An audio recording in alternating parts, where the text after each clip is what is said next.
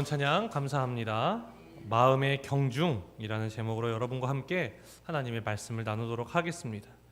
이런 말이 있죠. 인생은 선택의 연속이다. 그래서요, 영어에서는 인생은 B와 D 사이의 C다라는 이야기가 있습니다. B는 뭘까요? birth, 탄생. D는 뭡니까? death, 죽음. 그리고 C는 뭘까요? choice예요. 그래서 태어나는 순간부터, 탄생하는 순간부터 죽음에 이르는 순간까지 우리는 계속해서 뭘 하면서 살아가야 한다? 선택을 하면서 살아가야 한다라는 거예요. 여러분, 우리는 무엇을 선택할까요? 결국에는 내가 무엇을 선택하는가가 내 마음의 중심에 무엇이 있는지를 알게 되는 겁니다. 그래서 우리가 팔이 어디로 굽는다 그래요? 안으로 굽는 거예요. 그렇죠? 그러니까 안으로 굽으니까 혈연도 있고요, 학연도 있고요, 지연도 있고요, 많은 그 연들이 있는 거예요. 제가 저희 지방에도 한 목사님이 저랑 고등학교가 같으세요. 너무 잘해주세요. 다른 이유가 없어요. 고등학교가 같다는 이유만으로, 학교에서 뵌 적도 없는데 고등학교가 같다는 이유로 저한테 너무 잘해주시는 거예요.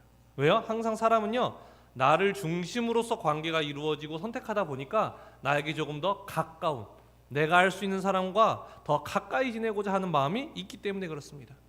우리가 무엇을 선택하는가를 보면 사실 그 사람이 무엇을 중요하게 여기는가를 알 수 있는 거예요. 오늘 본문에서도요, 여러분, 에서라는 인물이 나옵니다. 그리고 에서가 하나를 선택하게 돼요.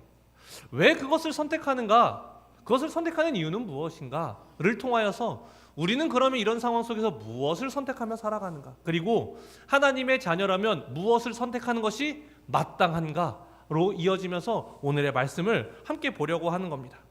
여러분, 지난 시간 말씀을 통해서요, 우리는 아브라함의 종이 이삭의 아내값을 찾으러 가나안이 아니라 어디로 가요? 아브라함의 고향, 아브라함의 족속에게로 가는 것을 보게 되었습니다. 왜 갔는가? 아브라함과 종이 맹세를 하죠. 그 맹세를 어기는 순간 죽음에 이르기 때문에 그 맹세를 지킨 것이 아니라 아브라함의 종조차도 그 언약에 동참했던 자였다라고 말씀을 드렸죠. 자, 그래서 이 아브라함의 종이 리브가를 만나서 하는 말이, 너가 결혼할 이삭은 어떤 사람이야? 시아버지는 어떤 사람이야? 얼마나 부자야?를 이야기하는 것이 아니라 무엇을 이야기합니까? 우리 60절 말씀, 24장 60절 말씀 함께 읽겠습니다. 시작. 리브가에게 축복하여 이르되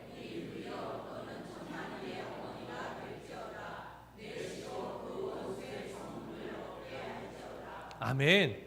하나님께서 아브라함에게 하셨던 그 언약, 내 자녀를, 내 민족을 수많은 민족이 되게 할 것이고 가나안 땅을 너에게 주겠다라고 약속하셨던 그 두 개의 언약을 리브가에게 설명하면서 그 언약으로 리브가조차도 불러들이고 있는 거예요. 동참시키고 있는 거예요. 그래서 그 종을 통해서 우리가 봤던 것은 사람의 눈으로는 그저 종에 불과하지만 하나님이 보실 때는 하나님의 자녀이고 언약 백성이고 사명자로 서 있었기 때문에 그가 서 있는 모든 것이 사역지였다라고 말씀을 드렸어요. 자, 그리고 이제 오늘의 본문에 들어와서는 그 소녀 리브가가요, 이제 이삭과 결혼을 하고요, 오랜 시간이 지났는데 하나의 문제가 있었어요. 그것이 21절에 나옵니다. 우리 함께 읽겠습니다. 시작. 이삭이 그를 위하여 여호와께 간구하며 그의 아내 리브가가 임신하였더니, 아멘. 이들의 문제가 무엇이었습니까? 임신하지 못했다라는 거예요. 그리고 하나님께 간구하기 시작했어요. 왜요? 생명은 누구로부터 온다? 하나님으로부터 온다는 것을 절실하게 깨달아요. 왜냐? 여러분, 몇 년 동안 아이를 못 가졌는지 아십니까? 20년 동안 못 가져요. 20년 동안. 아브라함이요, 하나님께 언약을 듣고 떠났던 것이 75세였고 아이를 가졌던 것이 100세니까 25년이 걸렸어요. 그런데 이 이삭과 리브가도요, 20년이라는 시간 동안 아이가 안 생겼다. 얼마나 간절하겠습니까? 그 아이를 향한 마음이.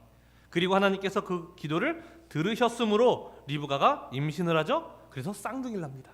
자, 그 쌍둥이가 누구냐? 우리 25절로 26절 말씀 함께 읽겠습니다. 시작.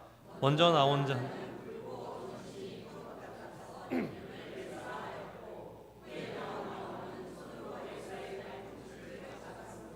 그 이름을 야곱이라 하였으며 리브가가 그들을 낳을 때에 이삭이 60세였더라. 아멘. 자, 먼저 나온 자가 누구였습니까? 에서죠. 자, 에서에 대한 설명이 어때요? 붉고 그리고 전신이 털옷같이 털이 아주 많았다라고 이야기해요. 그러니까 이 기질을 설명을 하는 거예요. 굉장히 남자답다라는 것을 알 수 있는 거예요. 자, 그리고 그의 동생은 어떻게 했대요? 발꿈치를 잡았대요. 이것이요, 여러분, 이 둘의 관계를, 앞으로 이 두 사람을 통해서 이루어질 민족 에돔과 이스라엘의 관계를요, 여기서 암시하고 있는 거예요. 붙잡고 끌어당기고 하는 모습이 보인다는 거죠. 왜냐? 여러분, 쌍둥이가 나오면요, 보통 첫째가 나오고 둘째는 빠르면 5분, 그리고 보통 한 20분 사이에 나오게 되는데 어떻게 나왔어요? 발꿈치를 붙잡으면서 나왔다라는 거예요. 이 둘의 관계를 얘기하는 거죠. 자, 그러면 이 둘은 이제 어떻게 성장하게 되는가? 기질대로 성장합니다. 자, 우리 27절 말씀 함께 읽겠습니다. 시작.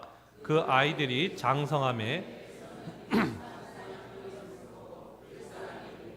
야곱은 조용한 사람이었으므로 장막에 거주하니. 아멘. 자, 아이들이 장성했다라고 이야기해요. 에서는 익숙한 사냥꾼이었다라고 얘기해요. 익숙하다는 것이 여러분 능숙하다는 겁니다. 그러니까 기질 자체가 호기롭고 상남자 같고 거친 성향을 가지고 있는 거예요. 그러니까 들사람이라고 표현을 하는 거고, 야곱은 조용해요. 그러니까 어디에 있어요? 장막 안에 있어요. 들에 나가지 않는 거예요. 자, 여러분, 아버지 입장에서 누가 더 좋을까요? 이 가문을 맡겨야 되고 이 가문을 이끌어가야 한다면 누가 더 좋을까요? 에서가 더 좋겠죠. 자, 28절 말씀 함께 읽겠습니다. 시작. 이삭은 에서가 좋아함으로 그를 사랑하고 리브가는 야곱을 사랑하였더라. 아멘. 당연히 이삭의 입장에서는 자신이 죽고 난 후에 이 가문을 이끌어갈 강력한 지도자와 같이, 그리고 들에서 사냥을 하고 행여 전쟁이 일어나거나 부딪힘이 있을 때 그것을 해결할 수 있는 에서가 좋았던 거예요. 그냥 사냥한 고기를 좋아한 것이 아니라 그 사냥할 수 있는 기질과 기백이 좋았다라는 거예요. 자, 반면에 리브가는 누구를 좋아해요? 야곱을 사랑하였더라 라고 이야기하는 거예요. 집에서 같이 꽁냥꽁냥 만들고 이러니까 이제 딸 같은 느낌이었겠죠. 그러니까 너무 좋았던 거예요. 자, 이때 사건이 하나 터져요. 우리가 너무나 잘 아는 사건이죠. 우리 29절 말씀 함께 읽겠습니다. 시작. 야곱이 죽을 쏘았더니 심히 피곤하여. 아멘. 야곱은 죽을 쓰고 있었어요. 자, 그런데 에서는 들어와서요, 어떤 상태였어요? 심히 피곤한 상태였어요. 그런데 얼마나 배고프고 허기지겠습니까? 사냥을 하다 돌아와서. 근데 마침 죽을 쓰고 있는 거예요, 동생이. 그러니까 어떻게 했겠어요? 한 그릇 달라라고 이야기했겠죠. 그러니까 동생 입장에서 하나 줄 수 있잖아요. 자, 그런데 야곱은 이때 에서에게 어떻게 이야기합니까? 우리 31절 말씀 함께 읽겠습니다. 시작. 장자의 명분을 오늘 내게 팔라. 아멘. 치사해요, 안 치사해요? 야곱을 다시 한번 봐야 돼요, 여러분. 우리가 아니, 배고픈 형이 돌아왔는데 한 그릇 줄 수 있는 거 아닙니까? 그게 너무 배고파하는 걸 보고 뭘 달라 그래요? 장자의 명분을 달라고 하는 거예요. 여러분, 저희 할아버지가요, 저희 아버지가 8남매세요. 근데 저희 아버지가 아들 넷, 딸 넷 중에서 7번째인데 그 아들 중에서는 막내예요. 저희 아버지가 군대를 다녀오니까 위에 형이 3명이나 있잖아요. 그러니까 아버님 이렇게 생각했대요. 나는 아버지를 모실 일은 없겠다. 왜요? 위로 형이 3명이나 있으니까. 그런데 선을 봐서 결혼을 할 때는 꼭 물어봤대요. 아버지를 모실 수 있겠느냐? 나는 막내라 모실 가능성은 거의 없는데 그래도 모실 마음이 있느냐? 이런 사람이랑 결혼을 했다라는 거예요. 근데 저희 아버지가 군대를 다녀오니까 그 세 형이 다 출가를 하신 거예요. 그러니까 동네에서 이제 품앗이를 해야 되잖아요, 그렇죠? 근데 그 품앗이도 순서가 있죠. 조금 이제 동네에서 힘 있는 사람들이 이제 주로 가장 좋은 시기에 먼저 하는 거고 뒤로 밀려가는 거예요. 근데 저희 아버지가 군대를 다녀오고 보니까 저희 할아버지가 이제 나이가 들기 시작하니까 밀리는 게 보이니까 이제 속상하잖아요. 안 되겠다. 내가 여기 좀 살아야겠다라고 생각하면서 산 거예요. 자, 근데 저희 할아버지의 마음 안에는 그럼에도 누가 가장 깊숙이 있을까요? 장자. 여러분도 그러세요? 장자예요, 장자? 그래도? 요즘은 안 그러세요? 저희 할아버지는 제가 초등학교 6학년 때 돌아가셨는데 그 장자에 대한 마음이 초등학교 6학년인 저도 느껴질 정도로 그 첫째 큰아버지에 대한 그 그리움과 이런 것들이 굉장히 크더라고요. 그래서 제가 장자가 정말 특별하구나, 할아버지께는. 제가 그걸 좀 깨달았던 것 같아요. 여러분, 이 당시는 오죽하겠습니까? 장자, 야곱과 달라요. 나가서 호기롭게 사냥도 하고요, 남자다운 모습을 가지고 있고 털도 많고요, 그런 모습 보니까 얼마나 좋겠어요. 그리고 당시에 장자는요 여러분, 특권이 있어요. 다른 형제들보다요 재산을요 2배를 더 받을 수 있어요. 그리고 가업을 이을 수 있는 권한이 장자에게만 주어지는 거예요. 자, 그런데 그 장자의 명분을 무엇에 팔아라? 팥죽 한 그릇에 나한테 팔으라고 이야기를 하는 거예요. 자, 그때 에서가 어떻게 이야기합니까? 우리 32절로 33절 말씀 함께 읽겠습니다. 시작. 에서가 이르되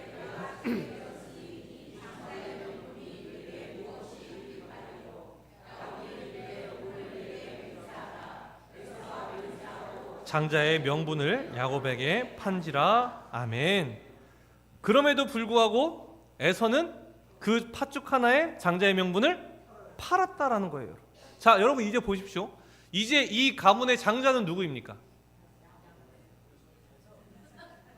잘 생각해 보세요. 분명히 팔았어요. 그렇죠? 팔았어요. 자, 그러면 이제 이 가문의 장자는 누구예요? 야곱이잖아요. 팔았잖아요. 자, 이제 이삭이요 나이가 많이 들어요. 눈이 어두워져요. 이제 죽을 날이 얼마 안 남았어요. 자, 그 상황에서 이제 장자를 세우고 장자에게 이 모든 권한과 축복을 줘야 되잖아요. 자, 누구를 부를까요?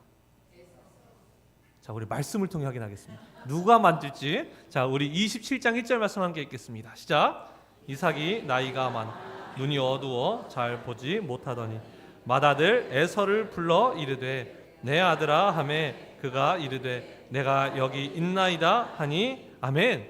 자, 이삭이요 맏아들 장자 누구를 불러요? 에서를 부르잖아요. 에서를 부른다고요. 자, 그리고 나서 무엇을 해주는가? 3절로 4절의 말씀 함께 읽겠습니다. 시작. 그런즉 나를 위하여 사냥하여 내가 즐기는 별미를 만들어 내게로 가져와서 먹게 하여 내가 죽기 전에 내 마음껏 내게 축복하게 하라. 아멘. 이삭이 말하는 게 이런 거예요. 내가 이제 곧 죽을 것 같은데 나에게 너가 사냥해서 가져온 아주 별미를 한번 먹게 해라. 나는 너에게 내가 할 수 있는 모든 내 마음껏 너에게 이 장자의 축복을 너에게 줄 것이다 라고 이야기를 한다고요. 그렇죠? 자, 결국 이삭에게 장자는 누구였다? 에서였다라는 거예요. 자, 그렇다면 여러분, 지금 에서가 야곱에게 장자의 명분을 판 것은 아버지는 알아요, 몰라요? 모르죠. 그런데 누구는 알고 있어요? 하나님도 알고. 이 상황에서 누가 알고 있어요? 에서는 알고 있잖아요. 에서는. 자, 아버지가 장자의 축복을 준대요. 내가 죽을 날이 얼마 안 남았으니까 너에게 복을 주겠대요, 마음껏. 에서는 알잖아요. 자기가 장자의 명분을 판 걸 알고 있잖아요. 자, 그렇다면 여기서 말을 해야죠. 아버지, 사실은 제가 장자가 아닙니다. 저희 집의 장자는 야곱입니다. 말해야죠. 근데 말해요, 안 해요? 안 해요. 왜 안 하는지 아십니까? 장자니까. 여러분, 판 적이 없어요. 팔았다고 이야기하지만 여러분 어떤 건지 아십니까? 이 상황이? 여러분, 죽 한 그릇에 어떻게 내가 받을 유산의 2배를 그에게 넘겨, 죽 한 그릇에 어떻게 넘겨줘요? 내가 이 가업을 이어갈 자인데 어떻게 그 권한을 죽 한 그릇에서 넘겨주냐고. 그러니까 이런 거예요. 형이 집에 들어왔어요. 동생이 라면을 끓이고 있어요. 야, 라면 나 한 젓가락만 줘라. 나한테 형이라고 해봐. 형, 앞으로 이제 형이라고 해. 그럼 한 젓가락 줄게. 알겠어 형. 하고 먹은 거예요. 그러면 동생이 가서 아버지한테 그래요? 오늘부터 형과 동생이 바뀌었습니다. 돼요, 안 돼요?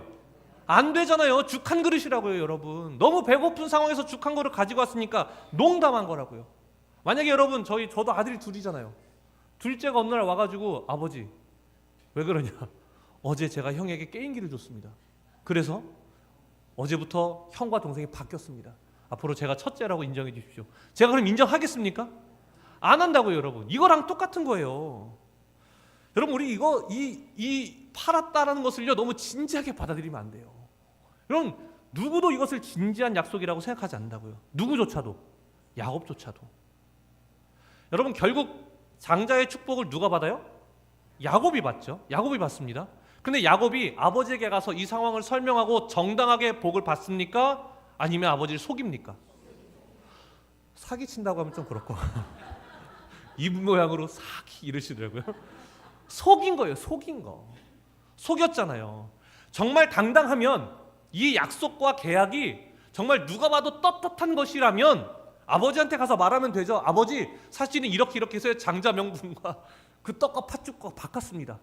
말하면 되는데 말하지 못하잖아요. 왜요? 이게 정당한 계약이 아닌 거예요. 그냥 농담한 거예요. 그 상황 속에서. 야곱은 진심이었을지 모르지만 아버지한테 말할 수도 없어요. 그러니까 아버지에게 가서 어떻게 해요? 속이면서 팔과 목에 막 털을 가져가서 에서인 척을 하면서 복을 받는 거 아닙니까? 그리고요, 에서도요, 야곱이 먼저 복을 받았다고 하자 어떤 반응을 보이는지 아십니까? 27장 41절 말씀 함께 읽겠습니다. 시작. 그의 아버지가 야곱에게 축복한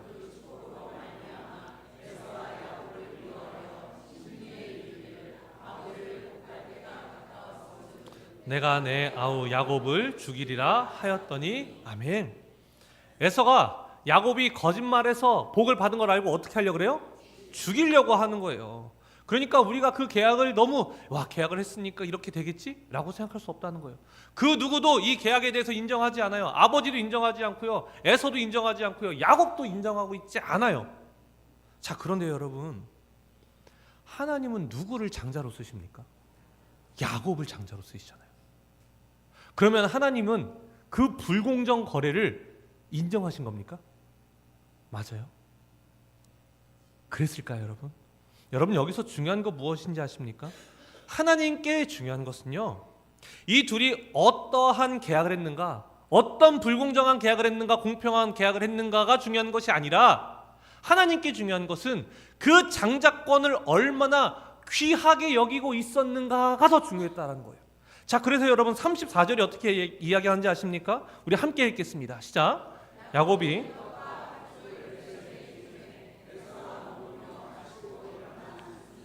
에서가 장자의 명분을 가볍게 여김이었더라. 아멘. 하나님이 보실 때요, 에서는요, 장자의 명분을 어떻게 여기고 있었어요? 가볍게 여기고 있는 거예요. 그러니 어떻게 그에게 장자의 권한을 맡길 수 있겠냐라는 겁니다, 여러분. 하나님이 중요하게 보셨던 건 마음의 중심이 무엇인가, 무엇을 선택하느냐가 하나님께 중요하다고요. 그러니까 여러분 32절에서 에서가 어떻게 이야기합니까? 우리 함께 읽겠습니다. 시작. 에서가 이르되 내가 죽게 되었으니 이 장자의 명분이 내게 무엇이 유익하리요? 아멘. 자, 이 말들을 통해서 지금 에서의 중심에 하나님의 중심에 계시지 않다는 것, 장자권이 중심에 있지 않다는 것이 너무나 명백하게 드러나고 있다는 거예요. 하나님은 무엇을 보신다? 중심을 보시는 분이라는 거예요. 제가 이제 저희 교회가 이제 청소년부 수련회도 끝났고요, 청년부 수련회도 끝났고 오늘로서 여름 성경학교도 마무리가 되죠. 저 역시도 이번에 성교중앙교회 수련회 이제 설교도 하러 가게 되고, 또 안산에 있는 교회 청년부 강사로 가서 수련회를 인도하기도 했어요. 보통 교회에서 설교를 하면 제가 한 35분에서 40분 사이에 분량을 준비해서 설교를 해요. 그런데 수련회에서는요, 1시간 정도 설교를 해달라고 하세요. 그러니까 보통 제가 하는 스타일과 너무 달라지는 거예요. 그래서 제가 주변에 이제 연락해서 물어보기 시작했어요. 1시간 설교는 어떻게 하는 게 더 효율적이고 좋은지를 여쭤보다 보니까 보통 주일 설교하는 거랑 개념 자체를 아예 다르게 가져가야 된다라고 이야기하시는 거예요. 그러면서 주변에 있는 목사님들이 이렇게 해보는 게 좋다, 저렇게 해보는 게 좋다, 많은 조언들을 받고 있었는데 딱 하나의 조언이요, 마음 깊숙이 남아졌어요. 그게 뭐냐? 밖으로 돌다 보면 자기 교회가 소홀해질 수 있다는 거예요. 그러니까 항상 교회에 더 많은 마음을 실어야 한다라고 이야기하시는 거예요. 근데 그게 제 안에 굉장히 깊숙이 박혔어요. 그 조언이 어떤 조언보다도. 그러니까 제가 이제 지지난주였죠. 금요일에 집회를 하고 오니까 새벽 1시인 거예요. 그리고 토요일에도 집회하고 오니까 밤 10시예요. 근데 주일 설교가 있잖아요.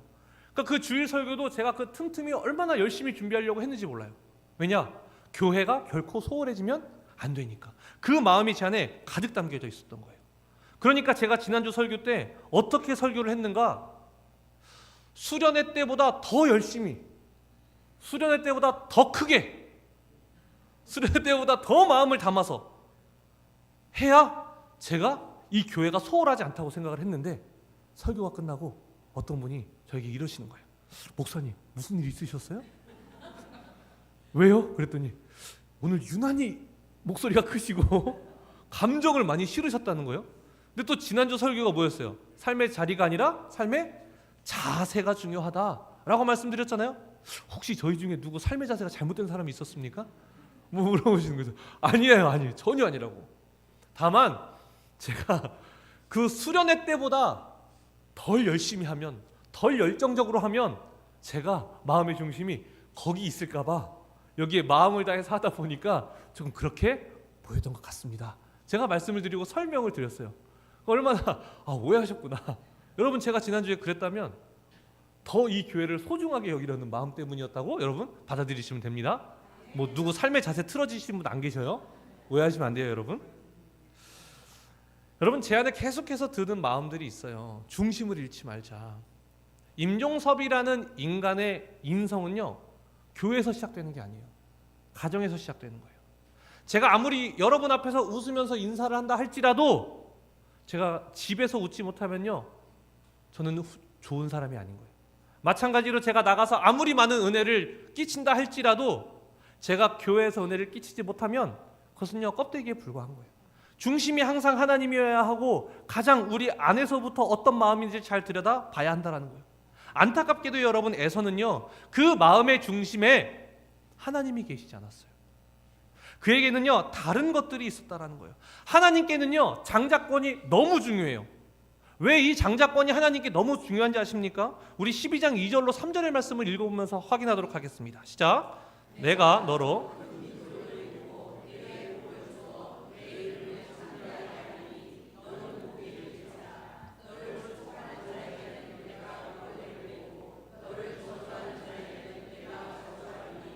땅의 모든 족속이 너로 말미암아 복을 얻을 것이라 하신지라. 아멘.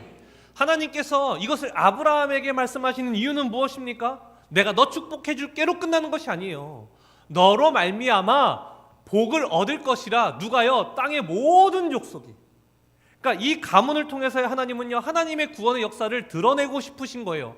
그러니까 이 아브라함을 통하여서 흘러가는 그 장자의 권한이 정말 한 사람 한 사람이 목숨을 다해서 소중히 여겨서 그 하나님의 언약이 이루어지고 그 언약을 통해서 모든 족속이 너로 말미암아 이 가문을 통하여서, 이 민족을 통하여서 복음이 이루어지기를 원하는데, 그래서 이것을 받는 자들이 그 하나님의 사명과 그 하나님의 언약을 귀히 여겨야 하는데 이것을 너무 가벼이 여기고 있었다고요. 이런 자에게 어떻게 맡기겠습니까? 이렇게 가벼이 여기는 자에게 하나님께서 이 축복의 권한을 맡기실 수 있겠어요? 그렇지 않다라는 거예요. 하나님은요, 에서의 그 가벼워하는 마음을 보셨다라는 겁니다. 그러니까 야곱에게로 돌리시는 거예요. 그런데 여러분, 우리도 우리의 삶을 돌이켜 봐야 되지 않겠습니까? 여러분, 우리는 정말 에서와 다를까요? 에서가 언제 넘어지는지를 보셔야 돼요. 언제 장자권이 아니라, 하나님이 아니라 다른 것을 택하는지 우리가 정확하게 봐야 돼요. 언제 넘어지느냐? 32절이에요. 우리 32절 말씀 함께 읽겠습니다. 시작. 에서가 이르되 무엇이 유익하리요? 아멘. 자, 에서가 너무 배고팠어요. 그러니까 내가 어떻게 되었다고 이야기해요? 죽게 되었다라고 이야기해요. 여러분, 상황을 계속해서 바라보다 보면, 나의 상황을 바라보다 보면 하나님의 언약이 보이지 않게 되는 거예요. 그리고 그 상황에 집중하게 되면요, 그 상황이 더 커 보이고 증폭되기 시작해요. 그냥 배고픈 거예요. 근데 뭐라고 이야기해요? 내가 죽게 되었으니. 한국 사람들 같죠? 배고파? 죽겠어. 힘들어? 죽겠어. 다 뭐예요? 죽겠어. 나의 상황을 더욱더 크게 바라보는 거예요. 자, 내 상황을 더 크게 바라보면 내가 이 고난과 시련 가운데 있는데 그것이 더 커지면 하나님을 선택하지 않아도 될 명분이 우리에게 생긴다고요. 하나님의 언약이 너무나 중요해서 그것을 중심에 두고 그것을 선택하며 살아가야 될 사람들이 내 상황을 너무 크게 바라보니까 하나님의 언약이 중요한 게 아니라 내 상황이 너무 급해지는 거예요. 내 상황이 너무 커지는 거예요. 그러니까 더 이상 하나님을 선택하지 않고 자꾸 상황을 선택하기 시작하는 거예요. 하나님, 제가 이거 지금 안 먹으면 죽거든요. 그러니까요, 장자의 명분이 중요한 게 아니에요. 지금은 제가 이걸 먹어야 돼요. 우리도 그렇지 않습니까? 여러분의 삶 가운데 얼마나 많은 선택의 순간이 있어요. 근데 그 선택의 순간마다, 그 시련의 순간마다 하나님을 선택하지 않는 이유는 우리 안에 수많은 이유들, 내 상황을 부풀려서 하나님 앞에서 하나님을 따르지 않아도 될 이유와 명분들을 만들어내고 상황 뒤에 숨어서 하나님 어쩔 수 없었습니다 라고 고백하면서 하나님의 말씀을 귀히 여기는 것이 아니라 경히 여기며 살아가는 우리의 모습이 보인다라는 거예요. 우리가 에서와 다를 것이 없어요. 여러분 예수님은 어떻게 살아가셨는지 아십니까? 수많은 상황들이 있었죠. 어떤 상황들이 있었습니까? 예수님이요 말씀을 전하잖아요. 그러면요 말씀에 꼬투리 하나 잡으려고 그 종교 지도자들이 와서 예수님의 말씀들을 들으면서요 공격하려고 했어요. 그러면서 신성모독을 한다 이야기도 했고요. 기적을 행하면 하나님의 능력이다 라고 얘기하지 않고 저 귀신의 능력이야, 저 귀신의 앞잡이야 라고 이야기했고요. 가늠한 여인을 보호해 주려고 하면 야 저 사람 율법을 어긴다 라고 이야기했고요. 십자가에서 달려 계실 때도 너도 구원하지 못하면서 무슨 너가 우리를 구원한다 그래 라고 이야기를 했어요. 제자들은 다 도망갔고요. 사람들은 옷을 제비 뽑고요, 침을 뱉고요, 채찍을 때리고요, 손가락으로 멸시를 하고요. 여러분 이 모든 상황들을 보았을 때 예수님 어떻게 말씀하실 수 있을까요? 하나님 이 상황을 보니까요 이 사람들은요 구원받을 만한 자격이 없는 사람들입니다. 제가 이 사람들을 위해서 왜 십자가를 지어야 합니까? 라고 이 상황 뒤에 숨을 수 있었는데 예수님 상황 뒤에 숨지 않으시죠?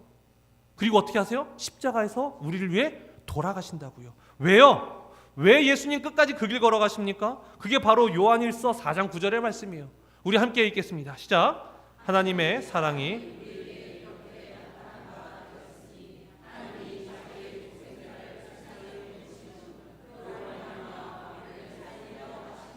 아멘. 여기서 뭐라고 말합니까? 하나님이 자기의 독생자를 세상에 보내심은 이라고 하죠. 여러분 독생자가 뭐예요? 아들이 하나인 거예요.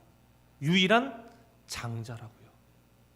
예수님은요 장자로서 이 땅 가운데 오셔서 하나님의 언약을 이루어가기 위해서 여러 상황과 환경과 너무 어려운 것들이 있었지만 그 상황을 뒤로 하고 하나님의 언약을 이루었어요. 왜요? 장자이기 때문에 그래요. 여러분 이 시대의 장자가 누구일까요? 교회입니다. 교회예요. 우리는 어떤 삶을 살아가는 사람들이어야 해요? 수많은 시련과 고통이 있어요. 여러 상황들이 있어요. 힘들어요. 맞아요. 진짜 힘들어요. 그래서 내가 하나님을 선택하지 않고 상황을 선택해도 누구도 나에게 뭐라고 하지 않을 상황이에요. 그런데 하나님은 그럼에도 불구하고 그 마음의 중심에 지금 무엇이 있는가?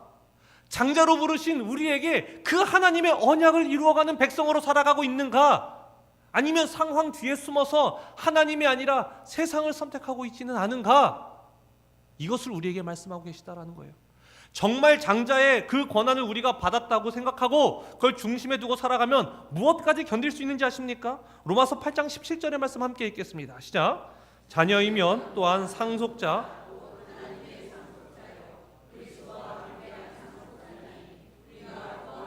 영광을 받기 위하여 고난도 함께 받아야 할 것이니라. 아멘. 여러분 진짜 십자가를 질 수 있는 자는 상황 뒤에 숨는 자가 아니라 우리에게 맡겨진 장자권을 가지고 그것을 마음의 중심에 두고 살아갈 때 비로소 고난도 받으면서 하나님의 나라를 향해 갈 수 있는 사람들이라는 거예요. 그런데 우리의 기도는 무엇입니까? 고난받지 않게 하옵소서, 형통하게 하옵소서. 여러분 하나님을 선택하는 길은요 고난이 따를 수밖에 없는 거예요. 겸손히 주를 섬길 때 어떻게 돼요? 괴로운 일이 많으나. 잔인하지 않습니까? 겸손히 섬겼는데, 교만하게 섬긴 게 아닌데 괴로운 일이 많대요.